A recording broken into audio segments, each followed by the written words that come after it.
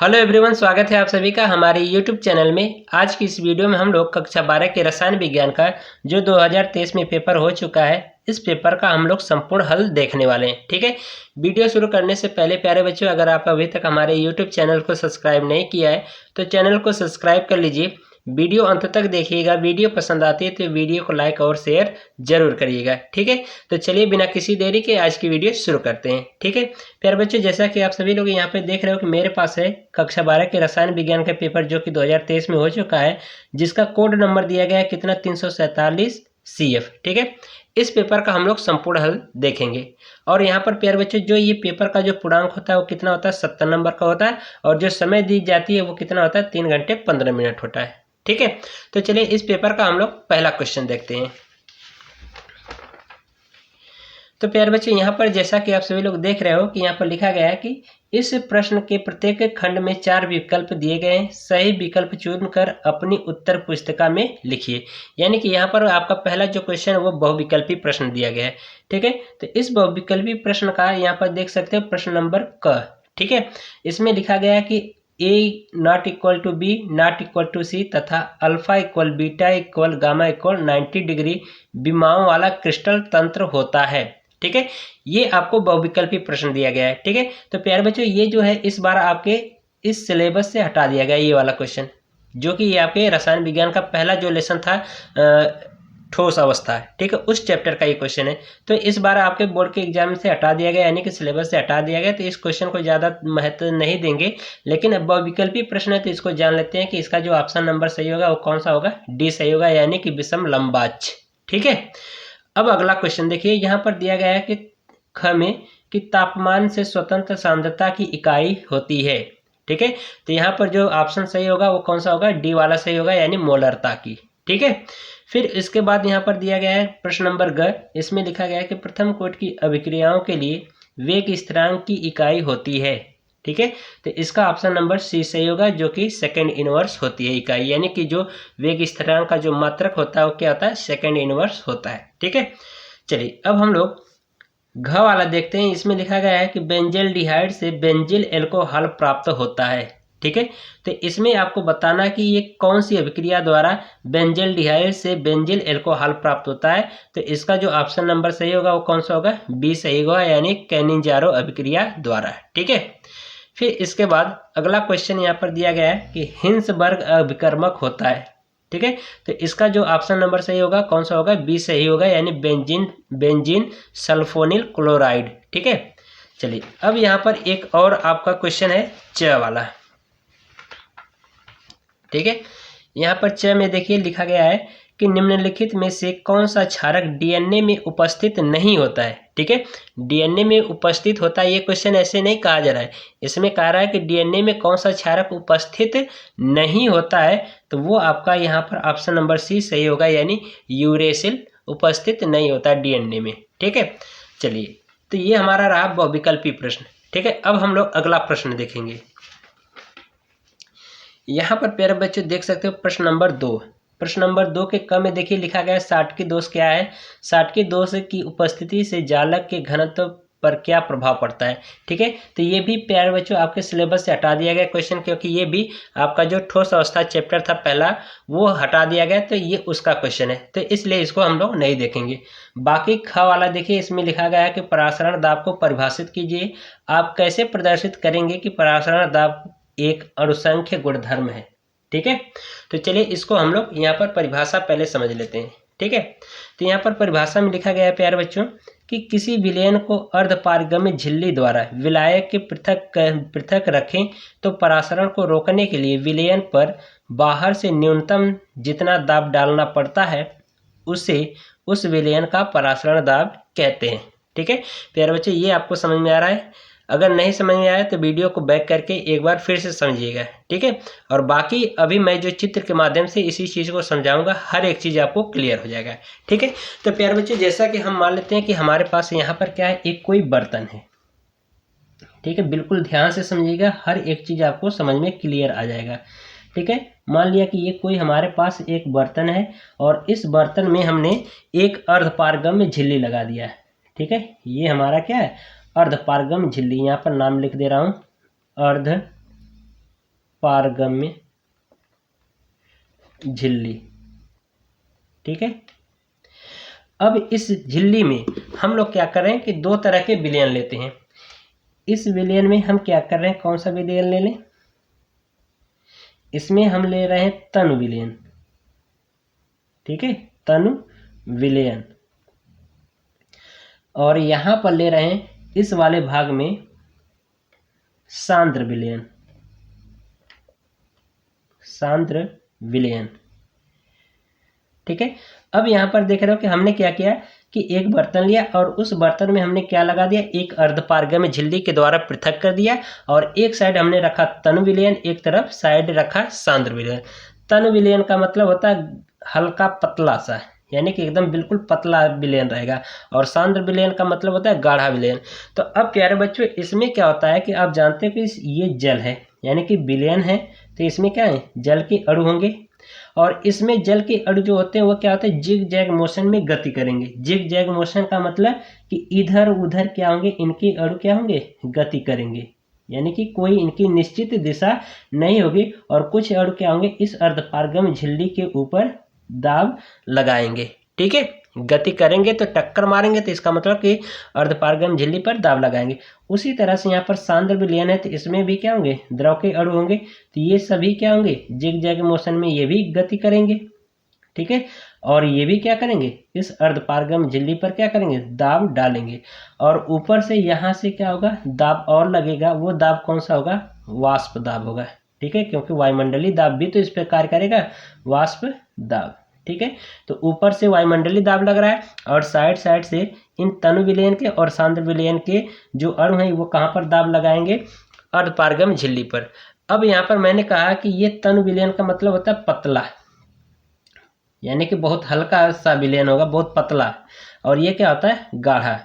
ठीक है, ये गाढ़ा विलयन होता है। तो अब यहाँ पर प्यारे बच्चों एक चीज़ मुझे बताओ कि अगर एक मोटा आदमी है और एक पतला आदमी, दोनों में रेस कराया जाए तो कौन तेज भागेगा, तो पतला वाला तेज भागेगा, और मोटा वाला क्या होगा, बहुत धीरे धीरे दौड़ेगा। तो उसी तरह से यहाँ पर देख रहे हो ये तनु विलयन जो है ये पतला है, तो इसके जो अणु होंगे वो क्या होंगे, इस अर्धपारगम्य के झिल्ली के द्वारा क्या होंगे, ये कहाँ पर आएंगे, सांद्र विलयन की ओर आएंगे। और ये जो रहते हैं, जो सांद्र विलयन के जो अणु हैं, ये क्या होंगे, अर्धपारगम्य झिल्ली द्वारा क्या होंगे, इधर तनु विलयन की ओर नहीं जा पाएंगे। इसका मतलब ये हुआ कि ये जो तनु विलयन होता है इसका दाब जो होता है ये सांद्र विलयन की अपेक्षा क्या होता है, अधिक होता है। और इसका हमने मान लिया कि तनु विलयन का जो दाब है वो P1 है और इसका P2 है। तो इस कंडीशन में क्या होगा कि तनु विलयन का दाब ज़्यादा होगा और इसका कम होगा।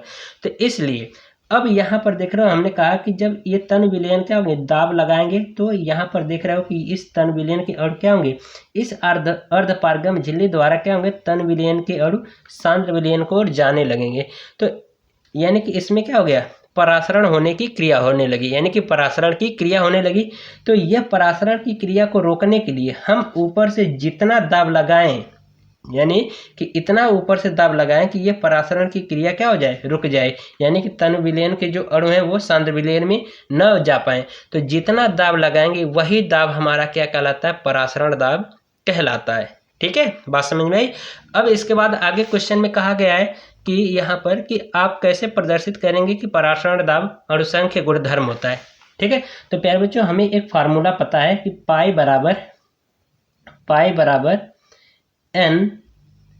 पाई इंटू वी बराबर NRT। ठीक है, जहाँ ये पाई क्या होता है, परासरण दाब होता है, परासरण दाब। ठीक है, और जो ये V होता है ये क्या होता है, आयतन होता है। N क्या है, मोलों की संख्या है, मोलों की संख्या। और ये R क्या होता है, गैस स्थिरांक है। ठीक है, गैस स्थिरांक। और ये T जो होता है ये क्या होता है, ताप होता है। ठीक है, तो यहाँ पर हम क्या करें प्यारे बच्चों, पाई को यहीं पर रोके रहें और इस V का इधर भाग करा देते तो ये हो जाएगा N/V इंटू RT। ठीक है, अब यहाँ पर हम प्यारे बच्चों क्या करें कि ये देख रहे हो कि जो गैस स्थिरांक है ये तो मान्यतांक है, कांस्टेंट है। अब यहाँ पर हम क्या मान लेते हैं कि जो आयतन और जो ताप है ये क्या स्थिर हो। तो जब आयतन और ताप स्थिर होंगे तो ये हो जाएगा पाई समानुपाती n, यानी कि जो परासरण दाब है वो क्या होगा, मोलों की संख्या के समानुपाती होगा। तो इसका मतलब ये हुआ प्यारे बच्चों कि ये जो परासरण है यानी कि मोलों की संख्या का मान अगर बढ़ाएंगे तो परासरण दाब का मान बढ़ेगा, अगर मोलों की संख्या के मान को घटाएंगे तो परासरण दाब का मान घटेगा। तो अतः इससे स्पष्ट होता है कि जो परासरण दाब है, तो लास्ट में ये वाली लाइन लिख देंगे, अतः इससे स्पष्ट है कि परासरण दाब एक अणुसंख्य गुणधर्म है। इतनी लाइन आपको लिख देना है। अतः इससे इतना करने के बाद, ठीक है, इतना लिखने के बाद आप लिख दोगे कि अतः इससे स्पष्ट है कि परासरण दाब एक अणुसंख्य गुणधर्म है। ठीक है, इतना आपको करना पड़ेगा। चलिए अब हम लोग यहाँ पर देखते हैं प्रश्न नंबर ग। तो यहाँ पर देख रहे हो, कह रहा है कि आयनों के स्वतंत्र अभिगमन के कोलराउस नियम को समझाइए, इस नियम के अनुप्रयोग को लिखिए। तो प्यारे बच्चों, मैंने कोलराउस का नियम और अनुप्रयोग की वीडियो प्रोवाइड कर चुका हूँ।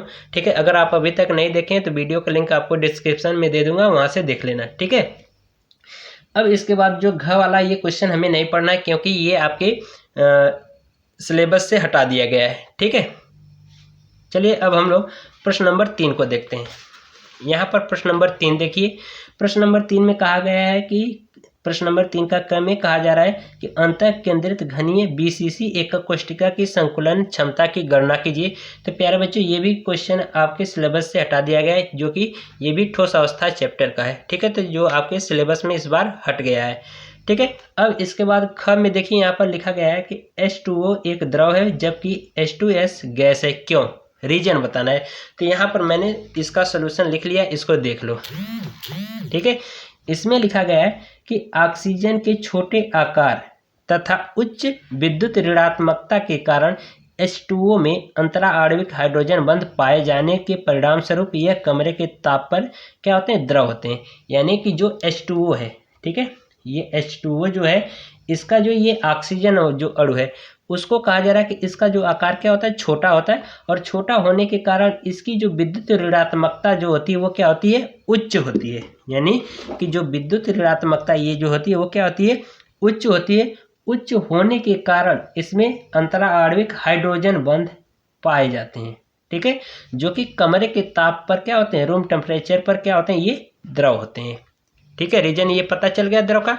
अब यहाँ पे देखो, H2S में सल्फर के बड़े आकार के कारण हाइड्रोजन बंध नहीं बनता है, अतः इनके अणुओं के मध्य दुर्बल वांडर वाल बल कार्य करते हैं। इस कारण कमरे के ताप पर H2S गैस है। यानी इसका मतलब है कि जो H2S है इसमें ये जो सल्फर है, ठीक है, H2S में जो ये सल्फर है इसका आकार क्या होता है, बड़ा होता है। बड़ा होने के कारण इसमें क्या होता है, हाइड्रोजन बंध नहीं बनता है। यानी बड़े आकार होने के कारण क्या होता है, हाइड्रोजन बंध नहीं बनता है, और इसके स्थान पर क्या होता है कि ये जो इसके अणु होते हैं, जैसे कि मान लेते हैं ये बहुत से क्या है, सल्फर के अणु हैं, तो इनके बीच में, इन अणुओं के बीच में क्या होता है, एक वांडरवाल्स यानी वांडरवाल्स बल कार्य करता है, जिसके कारण ये क्या होते हैं, कमरे के ताप पर कौन सी अवस्था में होते हैं, गैसीय अवस्था में होते हैं। ठीक है, ये आपको क्वेश्चन का सलूशन प्रोवाइड कर दिया है। ठीक है, अब चलिए यहाँ पर प्यारे बच्चों देखो, आपको IPSC क्वेश्चन दिया है। यहाँ पर लिखा गया है ग में कि निम्नलिखित उप सहसंयोजन यौगिकों के IPSC नियमों के आधार पर इनका नामकरण करना है। ठीक है, तो प्यारे बच्चों, मैंने इसका जो वीडियो है मैंने पहले से प्रोवाइड कर दिया है। मैंने दोनों तरह के जो IPSC क्वेश्चन पूछे जाते हैं दोनों की वीडियो मैंने बताया है। ठीक है, यानी कि एक वीडियो, यानी कि एक IPSC जो क्वेश्चन पूछा जाता है, सूत्र दिया जाता है और आपसे नाम पूछता है, और ये यहाँ पर देख रहे हो कि ये आपको नाम दिया है, सूत्र पूछा है। तो मैंने दोनों तरह के क्वेश्चन को कराए हैं। वीडियो का लिंक आपको डिस्क्रिप्शन में दे दूंगा, वहाँ पर हर एक चीज़ पूरा कंसेप्ट मैंने बताया है। एक बार देखोगे IPSC नामकरण कर लोगे, कोई भी क्वेश्चन हो। ठीक है, तो इसका आपको लिंक वीडियो के डिस्क्रिप्शन में दे दूंगा। अब इसके बाद यहाँ पर घ में देखिए लिखा गया है कि प्रोटीन की प्राथमिक एवं द्वितीयक संरचना पर संक्षिप्त टिप्पणी लिखिए। ठीक है, तो प्रोटीन की द्वितीयक और यानी प्राथमिक और द्वितीयक जो संरचना है प्रोटीन की, उस पर संक्षिप्त टिप्पणी लिखना है। तो यहाँ पर इसका सोल्यूशन देख लीजिए।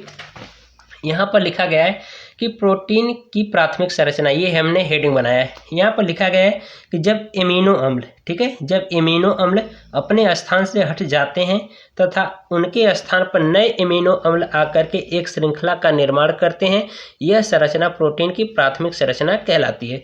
इसका मतलब ये हुआ कि प्यारे बच्चों, मान लेते हैं ये जो एमिनो अम्ल है ये जब अपने स्थान से हटेगा तो इसके स्थान पर क्या होगा, एक नया एमिनो अम्ल आ जाएगा। जब ये हटेगा तो इसके स्थान पर एक नया एमिनो अम्ल आएगा। तो इसी तरह से बार बार ये क्या होती है, एक जुड़ते जाएंगे, एक श्रृंखला बनाते जाएंगे। ठीक है, तो एक श्रृंखला बनाते जाएंगे। तो ये जो श्रृंखला बन रही है ये हमारी श्रृंखला क्या कहला रही है, प्रोटीन की, यानी कि प्रोटीन की प्राथमिक संरचना कहला रही है। बात समझ में आई। फिर इसके बाद दूसरा देखिए क्वेश्चन, इसमें दिया गया है कि प्रोटीन की द्वितीयक संरचना क्या होती है, यानी कि प्राथमिक संरचना और द्वितीयक संरचना पर हमें संक्षिप्त टिप्पणी बताना है, संक्षेप में बताना है। तो ये द्वितीयक में देखिए इसमें लिखा गया है कि जब प्रोटीन की प्राथमिक संरचना आपस में जुड़कर एक विशेष प्रकार का संरचना बनाते हैं तो उन्हें हम प्रोटीन की द्वितीयक संरचना कहते हैं। यानी कि यही जो प्रोटीन की जो प्राथमिक संरचना है, यही जो श्रृंखला बनेंगे, जो इस तरह से देख रहे हो टेढ़े मेढ़े ऐसे क्या होते हैं इसमें बनते हैं, तो यही जो प्रोटीन की जो संरचना एक विशेष प्रकार से संरचना बनाने लगे। ठीक है, इस तरह से कुछ एक विशेष प्रकार से संरचना बनाने लगे, तो यही जो विशेष प्रकार की जो संरचना होती है वो क्या कहलाती है, प्रोटीन की द्वितीयक संरचना कहलाती है। और ये जो प्रोटीन की जो द्वितीयक संरचना होती है ये दो प्रकार की होती है। कौन कौन सी, एक अल्फा हेलिक्स और ये दूसरा जो है बीटा प्लीटेड शीट होती है। ठीक है, तो ये दो तरह की द्वितीयक संरचना होती है प्रोटीन की, अल्फा हेलिक्स और बीटा प्लीटेड शीट होती है। ठीक है, ये आपको क्वेश्चन समझ में आया। चलिए अब हम लोग नेक्स्ट क्वेश्चन देखते हैं यहाँ पर। ठीक है, अब आते हैं प्रश्न नंबर 4 का क पे। बहुत ही मोस्ट इंपॉर्टेंट क्वेश्चन है प्यारे बच्चों, इसको अच्छे तरीके से तैयार कर लीजिएगा। और इस टाइप के क्वेश्चन हर बार आपके बोर्ड के एग्जाम में आते हैं, वो भी 4 नंबर में। ठीक है, यहाँ पर 3 नंबर का क्वेश्चन दिया है, 3 नंबर में हमेशा इस टाइप के क्वेश्चन आते हैं। और इस टाइप के जितने क्वेश्चन है, मैंने महत्वपूर्ण क्वेश्चन है वो हमने करा रखे हैं पहले से। ठीक है, वीडियो प्रोवाइड कर दिया है, तो इस क्वेश्चन को पढ़ लेना है और वहाँ से उस वीडियो का लिंक दे दूंगा, वहाँ के भी क्वेश्चन को पढ़ लेना, क्योंकि इन्हीं में से आपके बोर्ड के एग्जाम में क्वेश्चन फंस जाएंगे। ठीक है, चलिए इसको हम लोग हल करते हैं।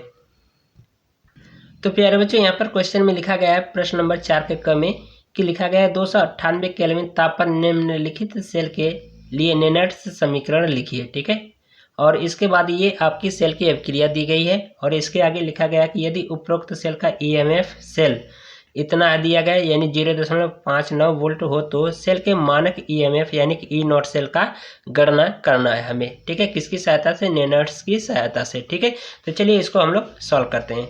तो पहले प्यारे बच्चों हम लोग क्या करते हैं, सेल की अभिक्रिया लिखेंगे। ठीक है, यहाँ पे लिखेंगे सेल की अभिक्रिया, सेल की अभिक्रिया। ठीक है, तो प्यारे बच्चों सेल की अभिक्रिया जो लिखी गई यहाँ पर देखो, यहाँ पर लिखा गया Na, फिर इसके बाद Na+2N। ठीक है, तो ये देख रहे हो कि ये हमारा क्या है, ये एनोड की तरफ है, ये कैथोड की तरफ है। यहाँ पर भी देखो, यहाँ पर भी हमारा क्या है, ये एनोड की तरफ है, ये कैथोड की तरफ है। ठीक है, ऐसे क्या होगा लिखा गया है। तो इसको हम लिख सकते हैं, जब सेल की अभिक्रिया लिखेंगे तो यहाँ पर हो जाएगा Na, ये आपका सॉलिड अवस्था में, प्लस फिर उसके बाद लिखेंगे Cu पर +2 आयन, ये हमारा एक्वस में होगा। फिर इसके बाद इक्वल टू, ठीक है, फिर इसके बाद ये आपका हो जाएगा Ni पर +2 और फिर प्लस Cu। ठीक है, ये जो Cu होगा ये आपका सॉलिड अवस्था में होगा। ठीक है, तो ये अगर आप ये नहीं लिखोगे तो भी कोई दिक्कत नहीं। अब यहाँ पर प्यारे बच्चों देखो, इसको देखो। ठीक है, इस Na के पास कोई आवेश नहीं है, यानी कोई इलेक्ट्रॉन नहीं, और यहाँ पर कितना है, 2 इलेक्ट्रॉन की अधिकता हो रही है। तो इसका मतलब कि इधर क्या हो रहा है, ऑक्सीकरण हो रहा है। तो ऑक्सीकरण जो होता है वो कहाँ पर होता है, एनोड पर होता है। ठीक है, और यहाँ पर देखो, यहाँ पर इस कॉपर के पास 2 इलेक्ट्रॉन है, लेकिन यहाँ पर देखो क्या है, एक भी नहीं है। तो इसका मतलब इधर इलेक्ट्रॉनों की क्या हो गई, कमी हो गई। तो इसका मतलब कि यहाँ पर क्या हो रहा है, अपचयन हो रहा है, अपचयन हो रहा है। तो अपचयन कहाँ पर होता है, कैथोड पर होता है। ठीक है, अपचयन कहाँ पर होता है, कैथोड पर, और ऑक्सीकरण जो होता है वो कहाँ पर होता है, एनोड पर। ठीक है, और यहाँ पर देख रहे हो कितने इलेक्ट्रॉन की कमी हो रही है, 2 इलेक्ट्रॉन की। तो इसका मतलब कि यहाँ पर n का मान कितना होगा, 2 होगा। ठीक है, अब चलिए हम लोग अब फार्मूला लिखते हैं नेनट्स समीकरण का। तो लिखेंगे नेनट्स नेनर्स समीकरण से। तो नेनर्स समीकरण जो होता है प्यारे बच्चों, इसका फार्मूला मैं लिख दे रहा हूँ। यहाँ पर होता है C यानी ई सेल बराबर ई नॉट सेल माइनस 0.0591 फिर लॉग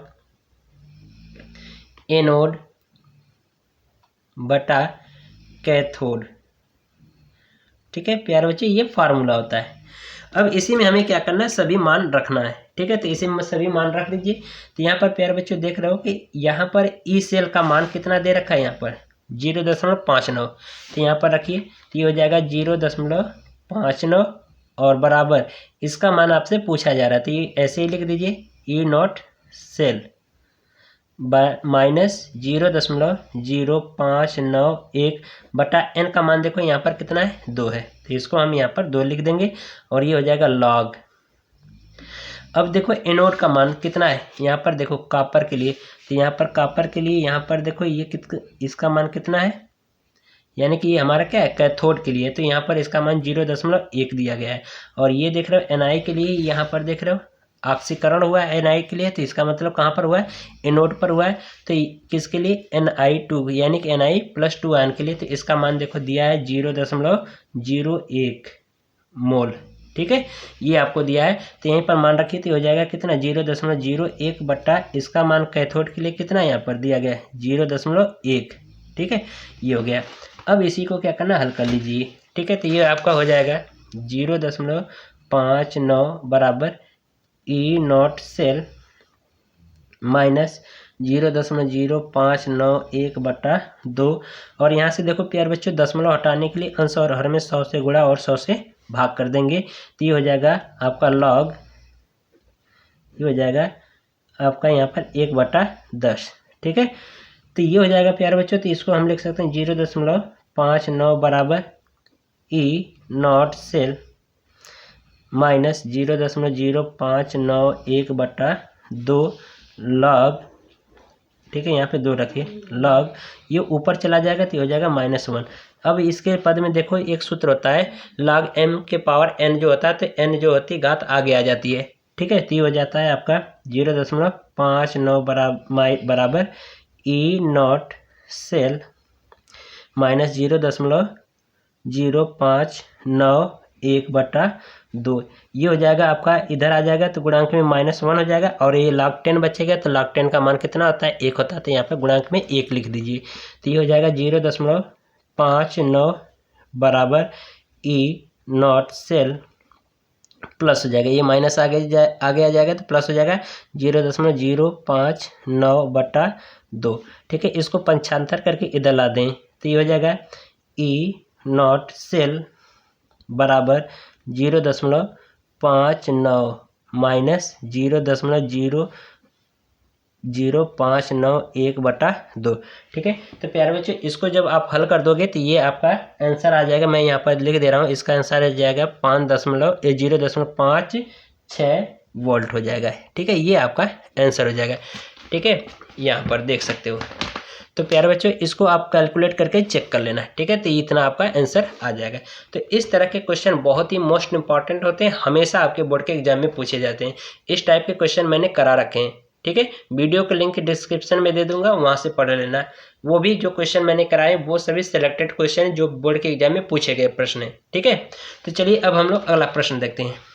तो यहाँ पर प्यारे बच्चों देखो लिखा गया है कि स्कंदर पर संक्षिप्त टिप्पणी लिखी, और फिर इसके बाद दिया गया साबुन की क्रियापायसीकरण, यानी कि ये जो प्रश्न नंबर जो ख है इसका पहला और दूसरा दोनों क्वेश्चन आपके सिलेबस से हटा दिए गए, तो इसको हम लोग केयर नहीं करेंगे, इसको छोड़ देंगे। ठीक है, क्योंकि जो चीज़ सिलेबस में नहीं है उसको पढ़ना बेकार है। ठीक है, अब इसके बाद यहाँ पर देखो दिया गया गैब्रियल थैलीमाइडी संश्लेषण पर संक्षिप्त टिप्पणी लिखी, तो मैंने इसका अलग से एक स्पेशल वीडियो बना दिया है। ठीक है, प्रोवाइड भी कर दिया है, तो वो आपको वीडियो का लिंक डिस्क्रिप्शन में मिल जाएगा। ठीक है, और यहाँ पर देखिए जो अब प्रश्न नंबर घ में, ठीक है प्यारे बच्चों, मैं यहाँ पर वही क्वेश्चन करा रहा हूँ जो मैंने वीडियो में नहीं दिया है, प्रोवाइड नहीं किया है, और जो क्वेश्चन मैंने पहले से प्रोवाइड कर दिया उसका आपको लिंक दे दे रहा हूँ। ठीक है, तो इस क्वेश्चन का हम लोग अलग से वीडियो देखेंगे। ठीक है, तो इसको अभी रहने दीजिए।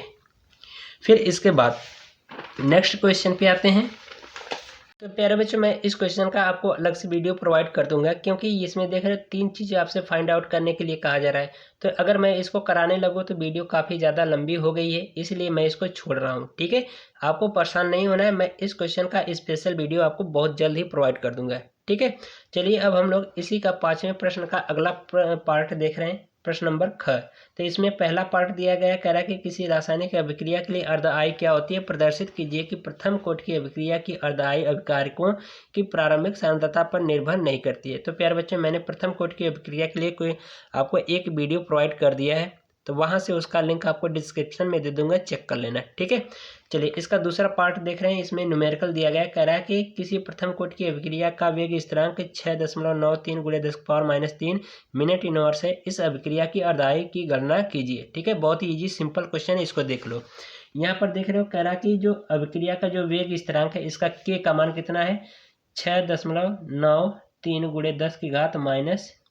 10⁻³ मिनट इनवर्स आपको दिया है। आपसे अर्धआयी काल यानी टी हाफ का मान पूछा जा रहा है। तो प्यारे बच्चों, सूत्र होता है के बराबर 0.693 बटे 0.693 बटे ये आपका टी हाफ, ये फार्मूला होता है। ठीक है, इसी फार्मूले में इस टी हाफ का मान पूछा जा रहा है, तो इसे मान रख दीजिए।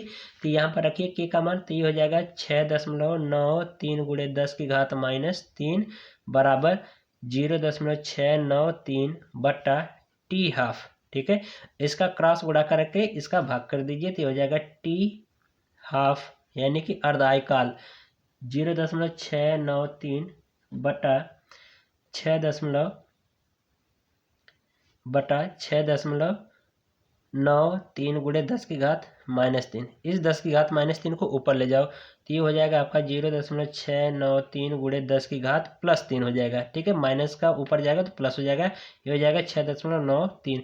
अब यहाँ पे देखो प्यारे बच्चे 6.93 है और यहाँ पे देखो 0.693 है, तो हम क्या करें, इस स्थान पर यानी कि इस दशमलव को एक स्थान आगे ला दें, तो ये आसानी से कट जाएगा। तो इसका हम क्या करें, एक अंक यानी कि 10 से गुणा करा दें, तो ये आपका हो जाएगा 6.93 और ऊपर बच जाएगा 100, यानी कि 2 घात बचेगी, तो 2 घात का मतलब 100 और ये हो जाएगा 6.93, इससे कट जाएगा, तो ये आ जाएगा 100 मिनट। ठीक है, ये आपका आंसर होगा। ठीक है, अर्धआयी काल कितना होगा, 100 मिनट होगा। तो ये काफ़ी बढ़िया क्वेश्चन था, इसको इस तरह का एक नंबर में क्वेश्चन पूछा जाता है। ठीक है, चलिए यहाँ पर अब नेक्स्ट क्वेश्चन देखते हैं प्यारे बच्चों। तो प्यारे बच्चों, ये जो क्वेश्चन है आपको होमवर्क में दे रहा हूँ, ये आप स्वयं करिएगा, और बाकी मैं इसको दूसरे वाले क्वेश्चन को बता दे रहा हूँ। यहाँ पर लिखा गया है कि Zn+2 लवण रंगहीन होते हैं जबकि Ni+2 लवण रंगीन होते हैं, क्यों। ठीक है, तो इसका रीजन एक ही है प्यारे बच्चों। यहाँ पर देखो सिंपल सा क्वेश्चन है, छोटा सा।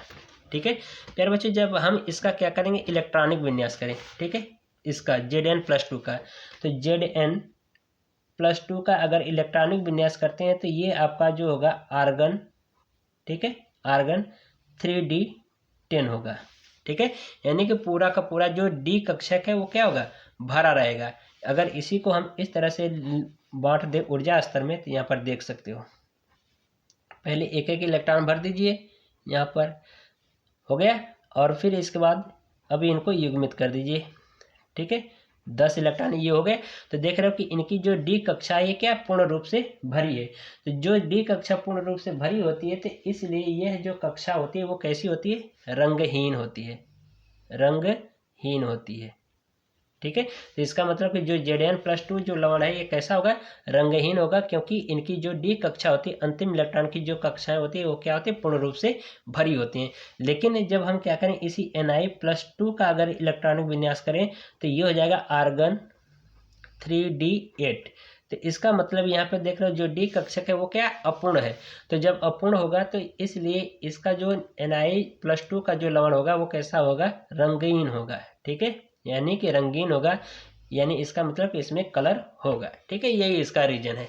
तो मैंने पहले का रीजन बता दिया, आपको इस दूसरे वाले का आपको रीजन ढूंढना है, अब नहीं आपको स्वयं करना होगा। ठीक है, और यहाँ पर देखिए अब जो नेक्स्ट क्वेश्चन है, यहाँ पर लिखा गया घ में, इसमें लिखा गया उप संयोजन यौगिकों में आबंध के संबंध में वर्नर की अवधारणाओं को समझाइए। तो प्यारे बच्चों, मैंने वर्नर का सिद्धांत क्या है मैंने आपको वीडियो प्रोवाइड कर दिया है, अगर आप अभी तक नहीं देखें तो वीडियो का लिंक आपको डिस्क्रिप्शन में दे दूंगा, वहाँ से ज़रूर पढ़ लीजिएगा। ये क्वेश्चन मोस्ट इंपॉर्टेंट होता है, हमेशा आपके बोर्ड के एग्जाम में पूछा गया है 4 नंबर में, ठीक है। तो वहाँ से आपको इसको देख लेना होगा। चलिए अब हम लोग अगला क्वेश्चन देखते हैं। प्रश्न नंबर 6 में इसमें दिया गया है प्यारे बच्चों, कह रहा है नाइट्रिक अम्ल के औद्योगिक उत्पादन की उष्टवाल विधि का वर्णन कीजिए, निम्न अभिक्रियाओं के लिए संतुलित रासायनिक समीकरण दीजिए, ठीक है। तो प्यारे बच्चों, मैंने इसकी पहले पुरानी वीडियो में मैं इसको पढ़ा चुका हूँ और हालांकि ये आपके सिलेबस से भी हटा दिया गया है, ठीक है। अगर आपको जानकारी चाहिए तो इसका आपको लिंक दे दूंगा, वहां से आप पढ़ लेना। बाकी ये जो अथवा वाला पार्ट है ये आप स्वयं करिएगा, क्यों? क्योंकि ये भी क्वेश्चन बहुत ही इंपॉर्टेंट है, ठीक है। तो एक पार्ट मैं आपको सोल्यूशन दे रहा हूँ, दूसरा पार्ट अथवा वाला आपको स्वयं करना होगा, ठीक है। चलिए अब हम लोग नेक्स्ट क्वेश्चन देखते हैं, ठीक है। तो अगला प्रश्न है, देख रहे हो इसी का 6वें का ख।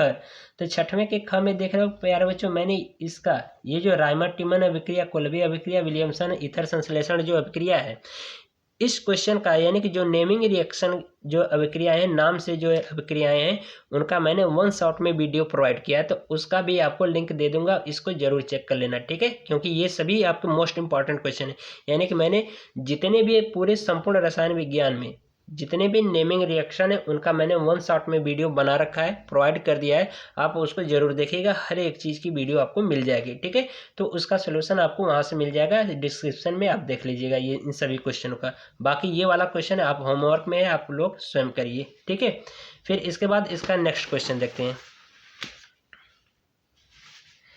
नेक्स्ट क्वेश्चन यहाँ पर प्यारे बच्चों 7वें का क देखिए। इसमें कहा जा रहा है कि हैलो एल्केन के एक अणु द्वितीयक अणु नाभिरागिक प्रतिस्थापन अभिक्रियाओं की क्रिया विधि को वर्णन कीजिए, ठीक है।